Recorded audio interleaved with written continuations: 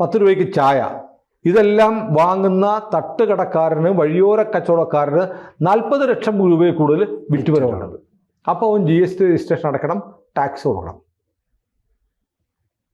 അപ്പോൾ നമ്മൾ കരുതുന്ന ഈ വഴിയോരത്തെ കച്ചവടക്കാരിൽ പലരും വെറും പാവങ്ങളാണെന്ന് കരുതുന്നത് തെറ്റാണ്. അവർക്ക് വർഷം 40 ലക്ഷത്തിലേറെ വിറ്റുവരവുള്ളവരാണ്.